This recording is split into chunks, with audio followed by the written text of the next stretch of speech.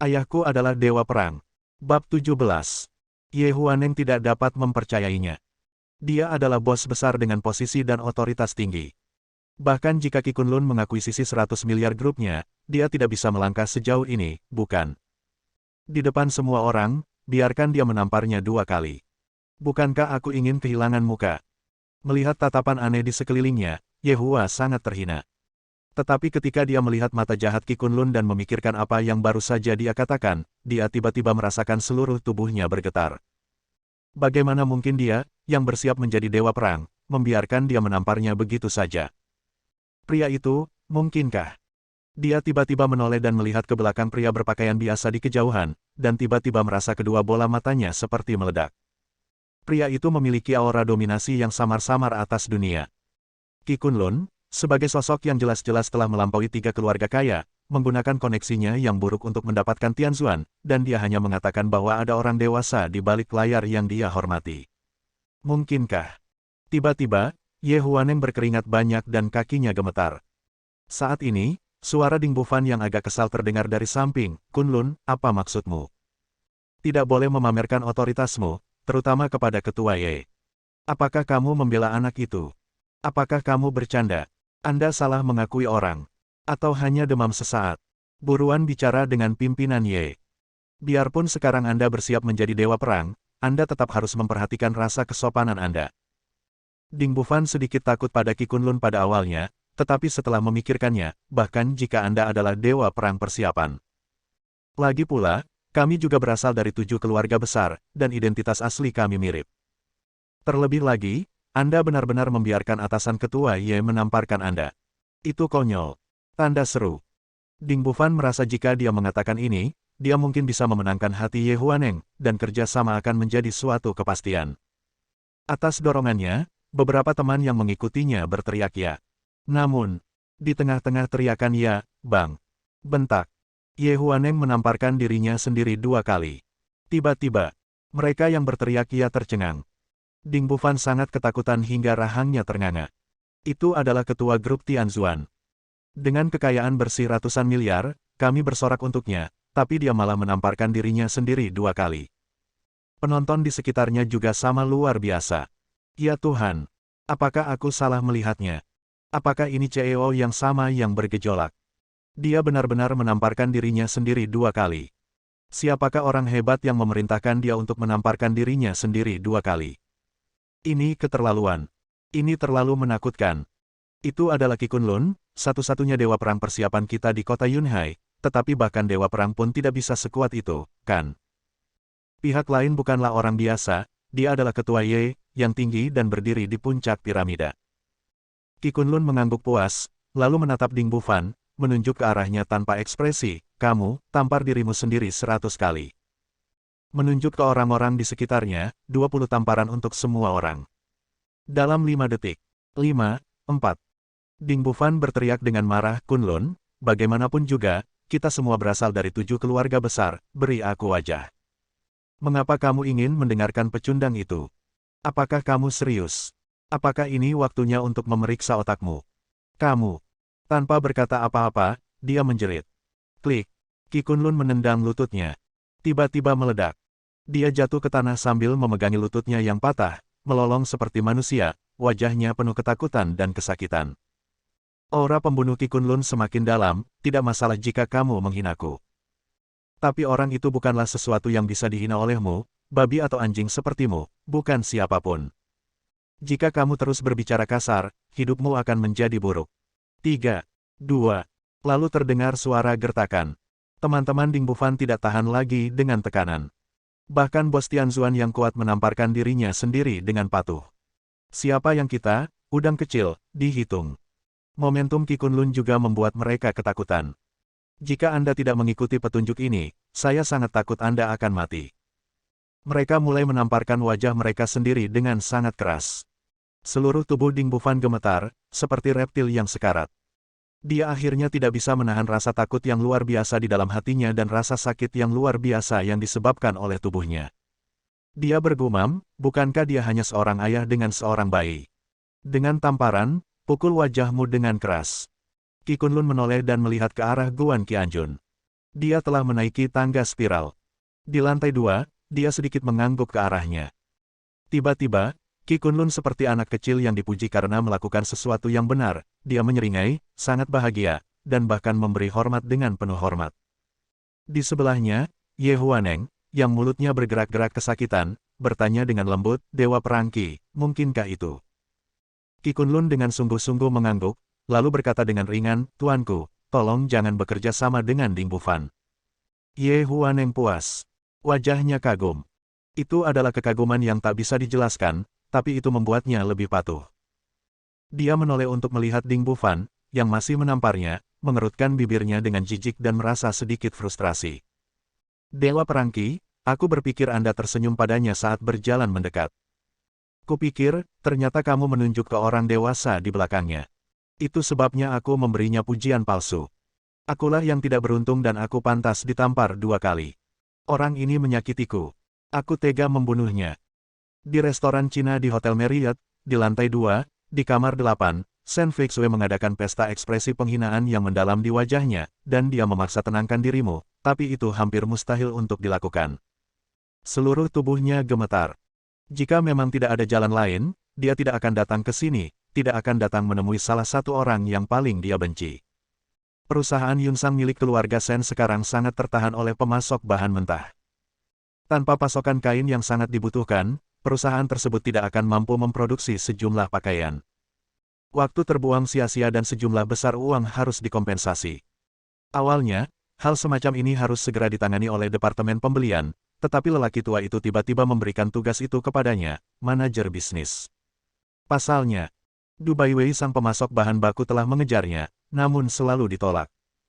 Hal ini membuatnya sangat malu, sehingga ia hanya terjebak pada satu titik dan menggunakan berbagai alasan untuk menunda pasokan batch kain tersebut. Orang tua itu mengatakan kepadanya bahwa Du Baiwei harus menyediakan semua kain yang dia butuhkan dalam waktu 2 hari dan memastikan kejadian serupa tidak akan terjadi lagi di masa depan. Tidak peduli metode apa yang digunakan dan berapa harga yang harus dibayar, itu harus dilakukan. Pada saat itu, Shen Feixue merasa kesal dan bertanya, Du Baiwei ingin aku menjadi pacarnya, apakah aku harus setuju? Pria tua itu mencibir dan tidak berkata apa-apa, sementara sepupunya Du Feichen berkata dengan aneh, Tuan Du juga tidak buruk. Saudari Feixue setuju untuk bergabung dengan Tuan Du di masa depan, bukankah itu hal yang indah di dunia? Shen Feixue bukannya tidak berdaya, dia menemukan beberapa senior yang sangat dihormati di kota Yunhai, berharap dapat membujuk Du Baiwei, tetapi tidak membuahkan hasil apapun. Du Baiwei ingin Shen Feixue menjadi wanitanya karena dia tidak pernah puas dengannya. Dia sangat marah hingga dia akan menggigit gigi peraknya hingga berkeping-keping. Bahkan orang yang dia undang pun merasa terhina. Seorang senior itu setia. Meskipun Du Baiwei banyak melontarkan ejekan, dia tetap membujuknya, Tuan Du, Anda tidak bisa memaksakan masalah emosional, bukan? Anda tidak bisa memengaruhi bisnis. Perusahaan Yunsang pasarnya adalah tidak kecil. Jika Anda bisa menyediakannya dengan bahan mentah, Anda akan menghasilkan banyak uang. Mengapa merusak bisnis karena cinta antara pria dan wanita? Beri saya wajah dan teruskan bisnis ini. Du Baiwei berbalik untuk memandangnya dengan jijik, sebagai pemilik sebuah perusahaan kecil, total kekayaan bersihnya tidak sebanyak penghasilan keluarga saya dalam setahun. Kualifikasi apa yang harus Anda minta agar saya berikan kepada Anda? Kamu akan mengandalkan hari tuamu dan menjual hari tuamu seperti aku. Maaf. Wajahmu cukup bagiku untuk memberi penghormatan kepadamu setelah kamu mati. Bab 18. Senior tiba-tiba tersipu dan menjadi keras kepala, dan dengan marah berteriak, itu keterlaluan. Du Baiwei, apakah ini cara orang tuamu mendisiplinmu? Aku juga kenal seseorang dari keluargamu, dan aku harus membiarkan dia mengikuti kamu. Para tetua mengatakannya dengan benar. Du Baiwei mengerutkan bibirnya dan berkata, keluarga kami awalnya adalah generasi kelas 3. Jika bukan karena kerja keras saya dan orang tua, apakah kami dapat mendekati 7 keluarga besar sekarang? Saya khawatir semua orang yang Anda kenal akan terpengaruh. Sao Guang, mengapa Anda tidak memberitahu saya siapa dia, dan saya akan mencegah dia mendapatkan informasi apapun mulai sekarang. Siapa yang membuatnya bertemu dengan orang bodoh anjing tua? Senior itu sangat marah sampai dia muntah darah. Du Baiwei tertawa, jika kamu ingin aku memberimu wajah dan memberikan kain itu kepada Feixue, tidak apa-apa. Selama kamu menyetujui satu syarat, biarkan Feixue menjadi pacarku. Jika kamu melakukannya, aku juga bisa melakukannya. Bagaimana? Suka? Senior, ini. Du Baiwei meludah ke tanah tanpa keraguan, dengan ekspresi jijik di wajahnya, kamu bahkan tidak bisa membiarkan Fei Xue menjadi pacarku, bagaimana kamu bisa memintaku memberikan kain padanya? Pergilah. Dia duduk di meja, menyesap whisky dengan santai, dan berkata dengan nada dingin, siapapun yang mengizinkan Fei Xue menjadi pacarku, aku akan memberinya wajah dan segera memberinya kain. Berapa biayanya? Berapa banyak? Tidak, keluar saja. Dengan segala hormat, semua orang di sini adalah sampah tua dan lusuh. Seharusnya kamu sudah berhenti sejak lama. Apakah kamu masih menganggap dirimu serius? Berhati-hatilah saat berbisnis di masa depan, kamu akan mendapat masalah tanpa alasan. 4 atau 5 senior yang hadir tiba-tiba gemetar, dengan sedikit kepanikan di wajah mereka. Siapa yang tidak tahu bahwa Du Baiwei dan ayahnya tidak pernah berbuat bersih dan telah memupuk banyak kekuatan jahat di masyarakat, jarang berbisnis secara terbuka dan mengandalkan penjarahan dan perampokan.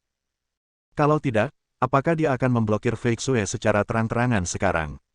Senior yang setengah marah tadi tiba-tiba berdiri dan berkata dengan suara yang dalam, Fei Xue, maaf aku tidak bisa membantumu dalam hal ini, aku akan pergi dulu. Setelah mengatakan itu, dia berjalan pergi. Senior lainnya juga berdiri dengan senyum masam, menggelengkan kepala ke arah Shen Fei Xue, mengatakan bahwa itu tidak masuk akal dan segera pergi. Du Baiwei tersenyum dengan senyuman di wajahnya, senang pergi, aku tidak akan mengirimmu pergi. Lain kali kamu ingin menjadi pelobi untuk seseorang, kamu harus menimbang dirimu terlebih dahulu, agar tidak terlalu ringan ketika Anda datang dan mengatakan sesuatu tanpa beban dan merasa malu. Shen Fei Xue menarik napas dalam-dalam, berdiri dan berjalan keluar. Namun dia dihentikan oleh beberapa preman yang berdiri di pojok, dan salah satu dari mereka bahkan mengunci pintu. Dia tiba-tiba menoleh dan bertanya dengan sungguh-sungguh, Du Baiwei, apakah kamu masih ingin menjagaku? Du Baiwei tersenyum dan berkata, Fei Xue, jangan terlalu bersemangat, apakah kamu tidak menginginkan kainku? Kamu bisa berpikir jernih, jika Anda tidak mendapatkan barang saya dalam 2 hari, Anda Yunsang mungkin harus membayar 3 hingga 5 juta sebagai kompensasi. Jika saatnya tiba, orang tua Anda mungkin akan mengupas kulit Anda. Tapi saya mendengar apa yang Fei Chen katanya, lelaki tua itu ingin kamu memuaskanku dengan cara apapun.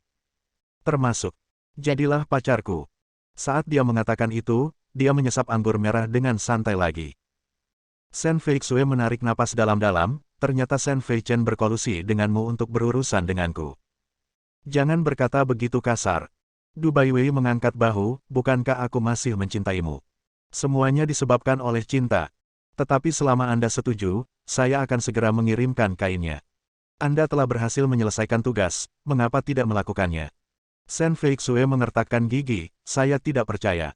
Dunia ini begitu besar dan Anda ambil keputusan akhir. Paling buruk, saya akan mencari pemasok lain. Du Baiwei dengan penasaran berkata pertanyaan, pemasok lokal. Saya tidak tahu siapa yang berani melawan keluarga Du saya. Atau dari tempat lain. Apakah menurutmu mereka bisa masuk? Wajah Shen Fei Xue menjadi hijau. Du Baiwei tertawa keras, dan tiba-tiba menuangkan 2 botol penuh whisky ke dalam mangkuk besar, menunjuk ke sana, lalu memandang Shen Fei Xue, dan berkata dengan tenang, entah kamu setuju menjadi pacarku, atau kamu memberiku ini. Minumlah dan aku akan memberimu kainnya. Shen Fei Xue benar-benar mengertakkan giginya. Dia tahu betul bahwa jika dia meminum semangkuk besar anggur ini, dia akan mabuk dan tidak sadarkan diri, dan dia akan dapat melakukan apapun yang dia inginkan. Dia berjalan perlahan dan mengambil mangkuk besar itu. Agak sulit untuk memegangnya, dan otaknya sedikit pusing karena bau anggur. Dia tidak suka minum, dan dia tidak tahu cara minum. Dia merasa sedih memikirkannya dan hampir menitikkan air mata. Du Baiwei berkata, minum. Setelah minum, kain itu milikmu. Aku tidak bisa mendapatkan cintamu, aku hanya bisa melihatmu minum, sayang. Dia juga berpura-pura menghela nafas tak berdaya. Shen Fei Xue berkata, Du Baiwei, kamu adalah orang paling menjijikkan yang pernah saya lihat, tidak ada yang lain. Begitu dia selesai berbicara, semangkuk besar anggur dituangkan ke kepalanya, mengubahnya menjadi tikus yang tenggelam. Du Baiwei terkejut dan tiba-tiba berdiri karena malu. Shen Fei Xue terkekeh dan akhirnya menghela nafas lega. Dia berbalik dan bergegas menuju pintu. Pada saat yang sama, dia membanting mangkuk kosong di tangannya ke arah preman yang menghalangi bagian tengah. Dia pikir ini akan memaksanya untuk menyingkir dan dia bisa mengambil kesempatan untuk melarikan diri.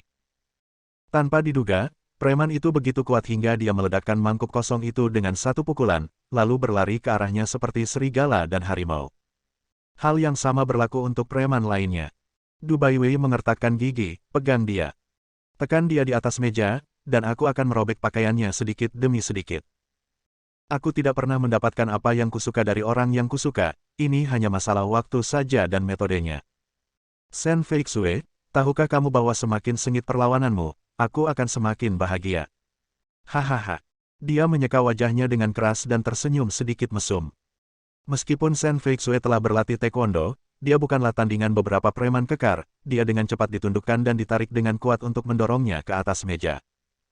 Du Baiwei sudah tidak sabar dan berkata dengan senyum sinis, malam ini, aku akan membiarkanmu bahagia menjadi wanitaku, dan aku akan membuatmu bahagia. Dia mencondongkan tubuh ke dekat leher Shen Feixue, mengendus keras, dan berkata sambil tersenyum, baunya enak sekali. Inikah wangi keperawanan? Hahaha. Tiba-tiba terdengar jeritan kesakitan yang nyaring. Meskipun tangan dan kaki Shen Feixue terkendali, kepalanya masih bisa bergerak. Dia mengangkat kepalanya dan memukul hidung Du Baiwei dengan keras. Bang! Tabrakan tersebut menyebabkan hidungnya langsung berdarah, dan pangkal hidungnya bengkok ke satu sisi. Bajingan apa yang berani menggangguku? Du Baiwei, jika kamu tidak melepaskanku, kamu akan mati. Shen Feixue berteriak keras, lalu menamparkan wajahnya dengan keras. Bentak. Para preman yang memegang tangan dan kakinya tidak bisa menahan pemukulan, mau tidak mau melepaskannya. Ia langsung terjatuh ke tanah, separuh wajahnya bengkak, keluar air mata dan mimisan, dan ia mengejang. Nyeri.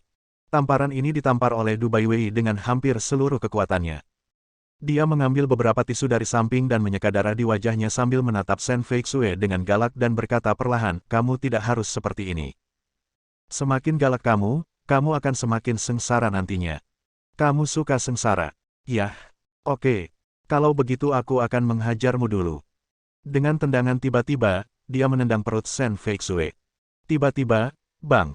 Ada ledakan di panel pintu di sana.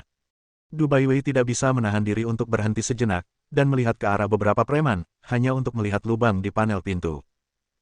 Sebuah tangan yang panjang, lebar, dan kuat terulur ke dalam, melambai seolah ingin menyapa, lalu meraih kenop pintu dan memutarnya hingga terbuka. Pintu segera dibuka. Seorang pria muda masuk dengan santai sambil memegang tangan seorang gadis berusia 4 atau 5 tahun. Bersambung.